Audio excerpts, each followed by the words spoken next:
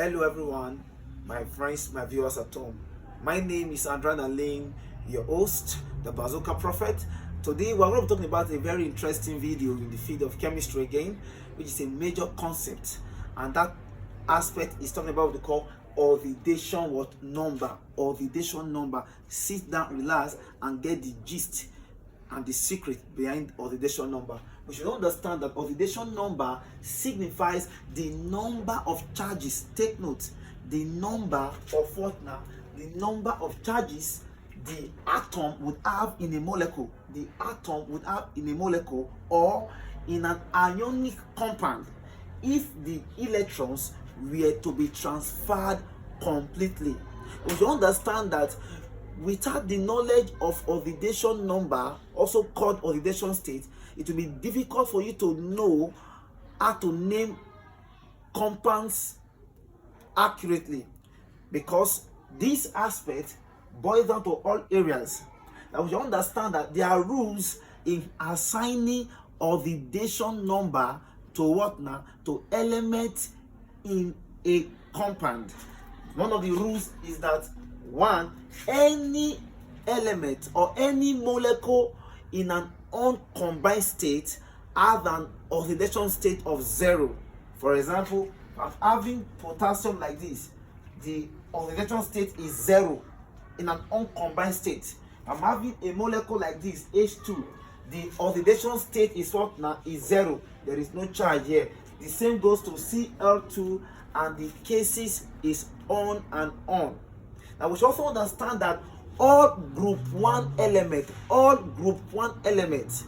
which is the alkaline metal, starting from potassium, starting from sodium, we have sodium. It can also be what now? We can also have lithium, we can also have potassium, we can also have rubidium, we can also have cesium. All these are group 1 elements. We should know that their valency in any compound is +1. Is +1, meaning sodium ion, lithium ion, potassium ion, rubidium ion, and cesium ion. That one should be noted. We should also understand that all group 2 elements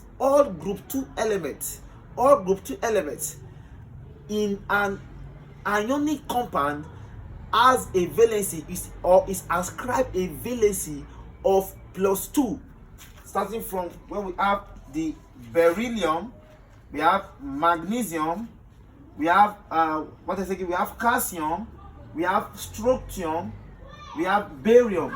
All these group 2 elements have a valency of what now? +2 when they are combining or when they are in an ionic compound. Exactly. Now we should also understand again, please take note of this. We should also understand again that some elements in an organic compound in an inorganic compound can have a valency of +3. For example, we can be having aluminium having a valency of what now? Of +3, and the case is on and on. Now we also understand that hydrogen, as we know it, have a valency of +1 when it is combining with a non-melter. Meaning when hydrogen is combining with a non-melter, right, the valency of hydrogen is +1. For example, I'm having HCl here. Hydrogen is ascribed a valency of +1 because the next element close to it is a non-melter. Now, but when hydrogen is not combining with a melter, it is then ascribed a valency of -1. For example, I'm having sodium hydride. So the valency of hydrogen here in this compound is what now? -1. While sodium here, of course, is +1.